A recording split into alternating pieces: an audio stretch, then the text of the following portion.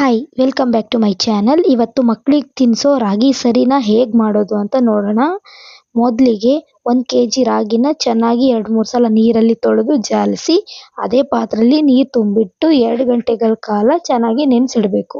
ನಂತರ ಅದನ್ನ ನೀರೆಲ್ಲ ಸೋಸಿ ಒಂದು ಬಟ್ಟೆ ಮುಖಾಂತರ ಕಟ್ಟಿ ಓವರ್ ನೈಟ್ ಇಟ್ಟರೆ ಬೆಳಗ್ಗೆ ಚಿಕ್ಕ ಚಿಕ್ಕ ಮೊಳಕೆ ಬಂದಿರುತ್ತೆ. ಸೊ ನ್ಯೂಟ್ರಿಷನ್ ಡಬಲ್ ಆಗಿರುತ್ತೆ. ಇದನ್ನ ಬಟ್ಟೆ ಮೇಲೆ ಒಣಗಿಸಿ 1 ದಿನ ನೆರಳಲ್ಲೇ ಒಣಗಿಸ್ಬೇಕು.